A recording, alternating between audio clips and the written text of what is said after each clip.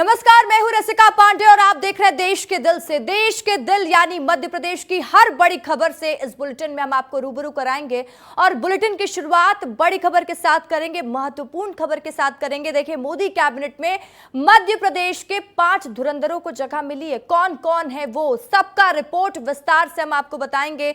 तो शिवराज ने कैबिनेट मंत्री के रूप में शपथ ली, ये भी तस्वीरें आपको दिखाएंगे, लेकिन उससे पहले आपको एक तस्वीर दिखाते हैं, एक बात सुनवाते हैं, सुन लीजिए।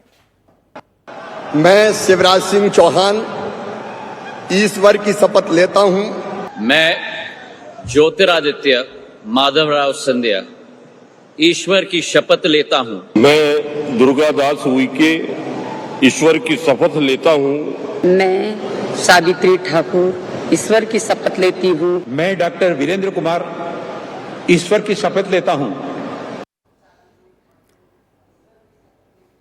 तो शिवराज ने कैबिनेट मंत्री के रूप में शपथ ली। जैसे ही वे पीएम मोदी का अभिवादन करने पहुंचे तो पीएम मोदी ने उनकी पीठ थपथपाई। उनके बगल में बैठे राजनाथ सिंह और अमित शाह ने भी गर्मजोशी के साथ शिवराज का अभिवादन किया। तस्वीरें देखिए। 18 साल मध्य प्रदेश के मुख्यमंत्री रहे शिवराज सिंह चौहान को मिले इस रिस्पॉन्स से यह साफ हो गया है कि दिल्ली में उनका कद बढ़ा है। शपथ ग्रहण में मोदी के बाद राजनाथ सिंह, अमित शाह, नितिन गडकरी और जेपी नड्डा के बाद 5वें क्रम में शिवराज की कुर्सी रखी गई थी। और ऐसे में जरा शिवराज के सियासी कद पर नजर डालते हैं, बात करते हैं इस विषय में, विस्तार से आपको जानकारी देंगे। ऐसा है शिवराज का सियासी कद।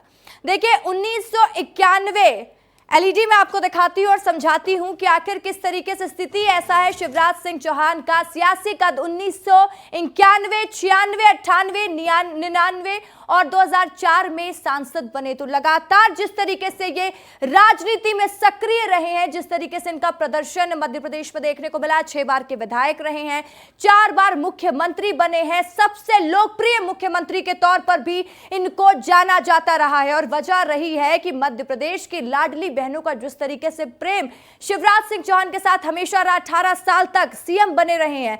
तो ऐसा रिकॉर्ड इन्होंने बनाया है, ऐसा रिकॉर्ड किसी ने नहीं बनाया। तो मध्य प्रदेश में ऐसा रिकॉर्ड कभी किसी दूसरे सीएम ने नहीं बनाया। 18 साल तक मुख्यमंत्री रहे। और मैं फिर उसी बात का जिक्र करूंगी, शिवराज सिंह चौहान को लेकर एक बात हमेशा कही गई है और वो बात रही है कि ये सबसे लोकप्रिय मुख्यमंत्री के तौर पर देखे गए हैं। और मध्य प्रदेश में खासकर अगर हम बात करेंगे कि बहनों को लेकर योजना लाने की बात, लाडली लक्ष्मी योजना, तमाम योजना, तमाम रोड मैप है, वो शिवराज सिंह चौहान के ही शासनकाल में शुरू हुआ था। तो 20 साल बाद विदिशा सीट में फिर एक बार शिवराज सिंह चौहान लौटते हैं।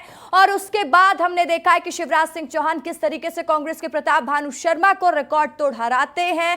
और उसके बाद सबको यही आस थी और पहले से भी लगभग तस्वीर क्लियर थी कि शिवराज सिंह चौहान को मंत्री तो जरूर बनाया ही जाएगा। तो पहली बार जिन्हें हराया है उन्हें फिर मात वो देते हुए नजर आए हैं और मंत्री पद में अपनी जगह शिवराज सिंह चौहान ने पक्की कर ली है। 13 साल की उम्र में संघ से जुड़े हुए हैं। तो 13 साल के थे शिवराज सिंह चौहान जब से वो संघ से जुड़े हुए हैं और संघ के लिए काम कर रहे हैं। तो देखिए, चलिए ग्राफिक्स चेंज करिए और बताइए दर्शकों को। तो इमरजेंसी में जेल भी गए हैं, ये भी जान लीजिए। राजनीति इतनी आसान नहीं होती है, कभी खुशी तो कभी गम भी सहना पड़ता है, तो कभी तकलीफ भी होती है। तो इमरजेंसी के समय में जेल भी गए शिवराज सिंह चौहान। हम आपको इसलिए बता रहे हैं कि क्या है इतिहास, क्या रहा है। तो अब हम आपको आगे की अपडेट देंगे। तो देखिए, तो शिवराज सिंह का कद कितना बड़ा है ये तो आपने समझ ही लिया है। अब जरा ये भी देख लेते हैं कि आखिर शिवराज सिंह चौहान को मोदी 3.0 या फिर कहें मोदी सरकार के तीसरे कार्यकाल में क्यों जगह मिली है। चलिए दिखा देते हैं शिवराज सिंह चौहान को आखिर क्यों जगह दी गई। एक बड़ा ओबीसी चेहरा है। अब ग्राफिक्स के जरिए आपको यह भी समझा देती हूं कि आखिर क्या कुछ वजह रही होगी कि जिस वजह से मोदी 3.0 की कैबिनेट में जगह दी गई शिवराज सिंह चौहान को। एक बड़ा ओबीसी चेहरा है जिसकी बात हम कर रहे थे। शिवराज सिंह चौहान को एक इस तरीके से भी देखा जा रहा है कि ओबीसी लोगों को साधने की कोशिश की गई है। और ग्राफिक्स को आगे बढ़ाइएगा कि हम अपने दर्शकों को जल्दी बता सके कि किस तरीके से क्या कुछ समीकरण बैठाया गया है। किरार धाकड़ समाज से आते हैं जिसके वजह से उनको ये जगह दी गई है। साथ ही शिवराज सिंह चौहान 100 विधानसभा सीटों पर इस समाज का जो असर पड़ने वाला है, हम बात कर रहे हैं ओबीसी वोट बैंक को साधने की कोशिश, और 100 विधानसभाएं ऐसी होने वाली हैं जिसमें इसका असर अच्छा खासा पड़ता दिखाई देगा। और यही वजह है कि शिवराज सिंह चौहान को मोदी कैबिनेट में जगह दी गई है। 50,000 से लेकर 1 लाख तक का वोट बैंक है और भारतीय जनता पार्टी को हर वोट बैंक को साधना है। विधानसभा 2023 की बात कर लेते हैं। विधानसभा 2023 में बीजेपी को बड़ी जीत शिवराज सिंह चौहान ने दिलाई थी। लगातार वो प्रचार प्रसार कर रहे थे और जब 2023 विधानसभा चुनाव हो रहे थे तो वो पहले उस वक्त मुख्यमंत्री ही थे और मुख्यमंत्री के तौर पर उन्होंने जी तोड़ कोशिश की, बड़ी जीत दिलाई भारतीय जनता पार्टी को।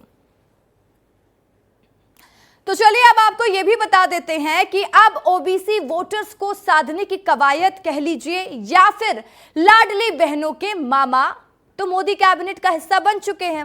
और ये तो थी मध्य प्रदेश के पूर्व सीएम शिवराज सिंह चौहान की बात। अब जरा ग्वालियर राजघराने के लाडले की भी बात कर लेते हैं, यानी कि ज्योतिरादित्य सिंधिया, जिन्होंने 2019 में कांग्रेस की कमलनाथ सरकार पर तख्ता पलटकर बीजेपी की सरकार बनाई और बन गए किंग मेकर। और यही वजह है कि सिंधिया का कद भी मोदी कैबिनेट में बढ़ता दिख रहा है, क्योंकि सिंधिया ने न केवल अपनी गुना सीट जीती बल्कि उनके प्रभाव वाली ग्वालियर मुरैना में भी पार्टी को अच्छी जीत मिली। सिंधिया स्कूल के 125वें स्थापना दिवस समारोह में ग्वालियर आए। प्रधानमंत्री नरेंद्र मोदी ने कहा कि सिंधिया ने उनसे एक अलग रिश्ता है। प्रोड्यूसर साहब जरा सुनवा दीजिए कि क्या कहा था पीएम मोदी ने। हमारे ज्योतिरादित्य जी गुजरात के दामाद हैं।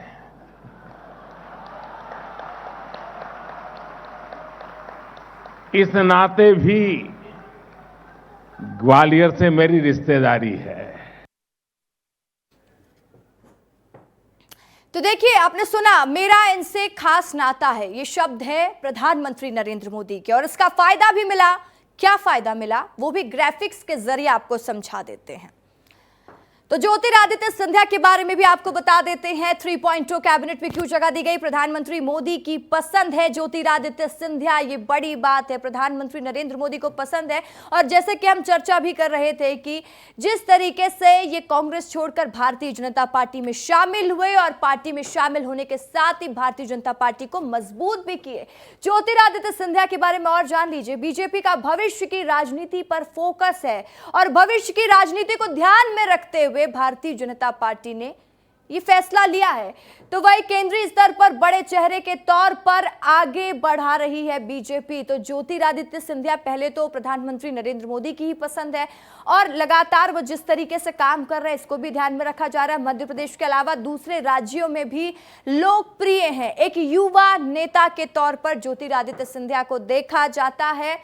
तो इस लिहाज से भी काफी इस चीज को ध्यान में रखा गया है और कैबिनेट में जगह दी गई है। अब वीरेंद्र खटीक के बारे में भी बता देते हैं, क्योंकि उनको भी मंत्रिमंडल में जगह मिली है। तो ग्राफिक्स चलाइए। डॉक्टर वीरेंद्र कुमार खटीक, जो कि वरिष्ठता के साथ ही दलित वर्ग से आते हैं, जो कि सबसे बड़ा वोट बैंक और पॉइंट मेकर है कि दलित वर्ग से आते हैं, जिसको ध्यान में रखा गया है। बुंदेलखंड में दलित समाज का बड़ा वोट बैंक है डॉक्टर वीरेंद्र कुमार खटीक। तो देखिए किस तरीके से समीकरण को सेट किया गया है। हर वर्ग को साधने की कोशिश भारतीय जनता पार्टी ने की है।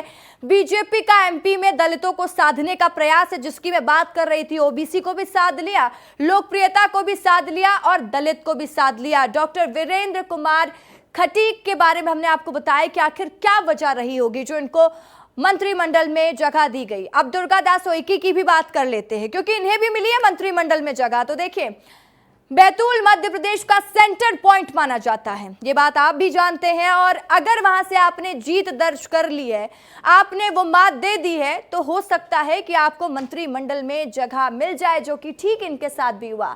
तो ग्राफिक्स को चेंज करिएगा। महाकौशल और निमाड़ दोनों अंचलों को साधने का प्रयास किया गया है। मैंने बोला ना, मध्य प्रदेश के हर एंगल से पूरे समीकरण को सेट करके हर चीज को साधने का प्रयास भारतीय जनता पार्टी ने किया और हमने यहां पर भी देख लिया कि किस तरीके से भारतीय जनता पार्टी ने यहां पर भी स्ट्रैटेजी अपनाई। आदिवासी राजनीति को साधने का प्रयास किया गया है, तो हर वर्ग को साधना था और आदिवासी समाज से आते हैं, इसलिए दुर्गा दास उइके को वो इंपॉर्टेंस दी गई है। अब सावित्री ठाकुर की बात कर लेते हैं। इनको भी मंत्रिमंडल में मिल गई है जगह, और आखिर क्यों दी गई है जगह ये भी आपको बता देते हैं।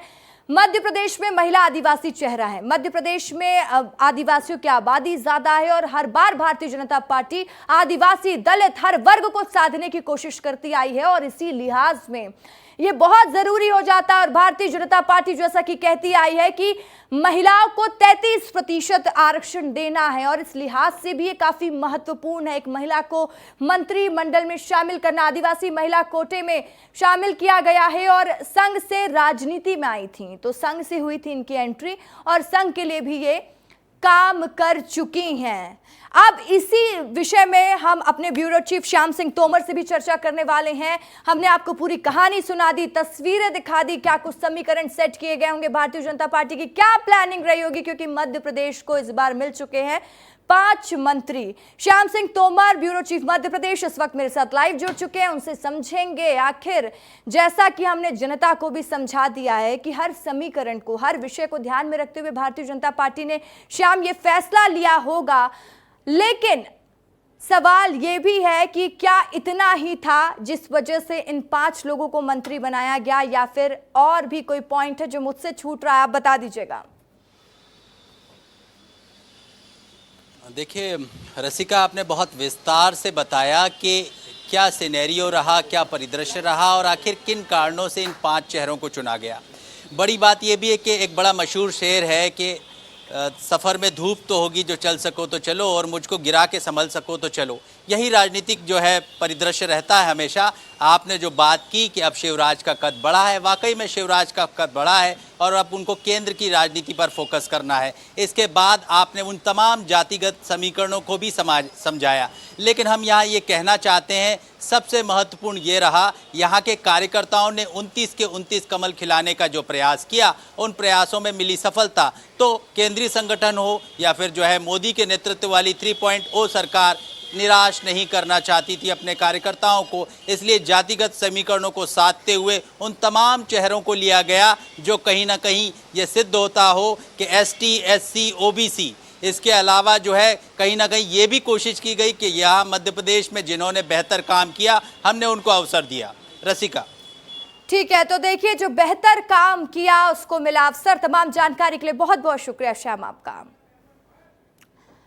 तो देखिए प्रधानमंत्री नरेंद्र मोदी की 3.0 कैबिनेट ने 9 मई की शाम 7:15 में शपथ ले ली है। वह हिंदी पट्टी के राज्यों में मध्य प्रदेश ही इकलौता राज्य है जहां से बीजेपी ने सभी 29 सीटें जीती है और मोदी ने कैबिनेट में भी इसका ध्यान रखा है। साथ ही पहली बार मध्य प्रदेश से एक साथ 5 मंत्रियों ने पीएम मोदी के साथ ही शपथ ली है। और ऐसे में चलिए जरा देखते हैं कि मोदी ने सबसे ज्यादा देश की कमान संभाली है और तब से अब तक मोदी कैबिनेट में मध्य प्रदेश को कितना तवज्जो मिला है, ये भी आपको ग्राफिक्स के जरिए समझाएंगे कि आखिर कब मिला है मोदी कैबिनेट में कितना लोगों को तवज्जो, यानी मध्य प्रदेश को तवज्जो कितना दिया गया। 2014 में मध्य प्रदेश से मोदी कैबिनेट में 7 मंत्री शामिल थे। सुषमा स्वराज जो कि विदिशा से चुनाव लड़ी थी और विदिशा वही सीट है जहां पर यह कहा जाता है कि भारतीय जनता पार्टी को यहां पर हमेशा जीत मिलती है। फग्गन सिंह कुलस्ते जो कि मंडला से आते इस बार भी सांसद है। वीरेंद्र खटीक टीकमगढ़ से, प्रहलाद पटेल को भी जगह दी गई थी जो कि दमोह से आते हैं। वहीं नरेंद्र सिंह तोमर जो कि ग्वालियर से आते हैं, अनिल माधव दवे और जो कि राज्यसभा सांसद रहे हैं, और थावर चंद गहलोत वो भी राज्यसभा सांसद रहे हैं। तो 2014 की बात हम कर रहे हैं। अब 2019 में भी नजर डालिए। 2019 में भी 7 मंत्री रहे। ज्योतिरादित्य सिंधिया जिन्होंने कांग्रेस का खेमा छोड़कर भारतीय जनता पार्टी में शामिल हुए थे और इनको राज्यसभा सांसद बनाया गया था। फग्गन सिंह कुलस्ते ने फिर जीत हासिल की और 2019 में इनको मंत्रिमंडल में जगह दी गई। वीरेंद्र खटीक को भी जगह दी गई। प्रहलाद पटेल को फिर से 2014 के बाद 2019 में रिपीट किया गया। नरेंद्र सिंह तोमर भी 2014 के बाद रिपीट हुए। वहीं धर्मेंद्र प्रधान जो कि राज्यसभा सांसद रहे, थवर चंद गहलोत राज्यसभा सांसद एक बार फिर बनाए गए, जो कि 2014 में भी राज्यसभा सांसद बनाए गए थे। तो अब आपको वो तस्वीर दिखा देते हैं। अब दिखाइए 2024 की तस्वीरें। 2024 की तस्वीरें देख लीजिए। शिवराज सिंह चौहान का नाम शामिल है, 6ठी बार सांसद हैं, पहली बार मंत्री बनने जा रहे हैं। ज्योतिरादित्य सिंधिया का नाम शामिल है, 5वीं बार सांसद रह चुके हैं और 4थी बार मंत्री बनने जा रहे हैं। वीरेंद्र खटीक 8वीं बार सांसद रह चुके हैं और 3री बार मंत्री बनने जा रहे हैं। दुर्गादास उइके जो कि 2री बार सांसद रहे हैं और पहली बार मंत्री बनने जा रहे हैं। सावित्री ठाकुर पर भी नजर डालिए, 2री बार सांसद रही हैं और पहली बार मंत्री बनने जा रही है। किस तरीके से भारतीय जनता पार्टी ने पूरी स्ट्रैटेजी के साथ इस समीकरण को सेट किया है। तो चलिए अब आपको हर तस्वीर दिखाएंगे और विस्तार से चर्चा करेंगे और आगे बढ़ेंगे। तो लोकसभा चुनाव 2024 के चुनाव में मध्य प्रदेश में भारी फेरबदल भी देखने को मिला। कई बड़े बड़े कांग्रेसी नेताओं ने बीजेपी का दामन थामा है और इसी के चलते मध्य प्रदेश की एक सीट पर उपचुनाव होने जा रहा है और होगा। फिलहाल एक सीट ही है, कौन सी है वो सीट, अब उपचुनाव कब होंगे, सब कुछ विस्तार से जान लीजिए इस रिपोर्ट में समझकर। प्रत्याशी होगा। देखिए जिस प्रकार से चुनाव आयोग ने तारीखों की घोषणा की है, निश्चित रूप से भारतीय जनता पार्टी अपना प्रत्याशी घोषित करेगी और जीत फतह करेगी। कि भारतीय जनता पार्टी ने कोई भी एंगल चुनाव जीतने का या कुर्सी हथियाने का नहीं छोड़ा। चाहे प्रशासन की बात करो तो प्रशासन ने भिंड दतिया और ग्वालियर लोकसभा क्षेत्रों में अधिकारियों ने बूथ कैप्चरिंग की है, पहली बार इतिहास में ऐसा हुआ है। और जब कांग्रेस के कार्यकर्ता रिपोर्ट करने गए तो जब अधिकारी कर रहे हैं बूथ कैप्चरिंग, उनकी रिपोर्ट क्या लिखी जाएगी। भारतीय जनता पार्टी अवसरवादी पार्टी है। पटेल ने मोदी सरकार के 3रे कार्यकाल के लिए बधाइयां दी हैं। दिल्ली में आयोजित शपथ ग्रहण समारोह में शामिल होने के बाद जबलपुर पहुंचे प्रहलाद पटेल ने विस्तार न्यूज से खास बातचीत की है। क्या कुछ कहा है, सुन लीजिए विस्तार से। जब परिणाम आए थे, जब हमने 29 सीटें जीती, तब हम गौरवान्वित थे। आज दूसरी बार फिर गौरव का क्षण है मध्य प्रदेश के लोगों के लिए। प्रधानमंत्री शपथ लेंगे, बड़ी संख्या में मंत्रिपरिषद के लोग होंगे और उसमें मध्य प्रदेश का प्रतिनिधित्व बड़ी सम्मानजनक स्थिति में दिख रहा है। इसलिए दूसरी बार मध्य प्रदेश के कार्यकर्ताओं को और जनता को गौरवान्वित होने का अवसर मिल रहा है। आप भी मोदी कैबिनेट का हिस्सा रहे हैं, काफ़ी अनुभव आपके जुड़े होंगे वहाँ से। मोदी सरकार के कामकाज का तरीका जानने लायक, सीखने लायक और उस पर चलने लायक है। ज़रूरतमंद को बिना मांगे मिल जाए और हम सैचुरेशन पर जाएं। जो लोग आंकड़े बताते थे कि अगर कोई स्कीम 60% सफल हो जाए तो वो सफल मानी जाती थी, उसको नकारने का काम किया है। तो अकाउंटेबिलिटी सिर्फ बातों में नहीं होती, परिणाम में होती है। ये चीज़ सीखने लायक और इसका लाभ मध्य प्रदेश को इसलिए मिलेगा कि भौगोलिक दृष्टि से हम बहुत महत्वपूर्ण स्थान पर हैं, संसाधन की दृष्टि से महत्वपूर्ण स्थान पर हैं और कानून व्यवस्था हमारी बहुत बेहतरीन है। इसलिए मध्य प्रदेश भारत के विकास में योगदान करेगा और उस विकास का लाभ मध्य प्रदेश को भी भरपूर मिलेगा। 10 साल में जो विकास कार्य किए हैं उसका रिकॉर्ड तोड़ने की भी एक चैलेंज है, क्योंकि मैंडेट मिला है। रिकॉर्ड बनाने तोड़ने की बात नहीं है, परिणाम देने की बात है। और उसी का परिणाम है कि आप दुनिया में 5 नंबर की अर्थव्यवस्था है। तो रिकॉर्ड टूटना नहीं होगा। जब हम दूसरे नंबर पर या तीसरे नंबर पर जाएंगे तो रिकॉर्ड नहीं टूटेगा, हम पायदान ऊपर की तरफ चढ़ने वाले हैं। तो देखिए, राजनीति की बात तो हमने कर ली, अब बात कर लेते हैं छात्रों से जुड़ी हुई। नीट एग्जाम को लेकर लगातार बवाल मचा हुआ है। इस गड़बड़ी को लेकर लगातार विरोध प्रदर्शन जारी है। इंदौर में एबीवीपी कार्यकर्ताओं ने नीट एग्जाम 2024 में हुई गड़बड़ी की जांच सीबीआई से करवाने की मांग को लेकर डीएवीवी खंडवा रोड परिसर में प्रदर्शन किया और इस दौरान कार्यकर्ताओं ने आईटीए के खिलाफ जमकर नारेबाजी की। साथ ही कार्यकर्ताओं ने कलेक्टर्स के माध्यम से राष्ट्रपति के नाम एक ज्ञापन भी सौंपा है। एनटीए में बैठे हुए वो लाल फीताशाही कर्मचारी लगातार छात्रों के भविष्य के साथ खिलवाड़ कर रहे हैं और जब हम उनसे प्रश्न पूछते हैं तो उनके मुंह पर ताला लग जाता है। हम शासन प्रशासन से यही चाहते हैं कि सीबीआई इंक्वायरी की जाए और इस मामले की पूरी जांच की जाए कि क्या इसमें गड़बड़ी हुई है और जो इसमें दोषी हैं उनको सजा दी जाए। और इसी के साथ फिलहाल इस बुलेटिन में इतना ही। खबरों की लगातार अपडेट्स के लिए आप बने रहे विस्तार न्यूज के साथ। नमस्कार।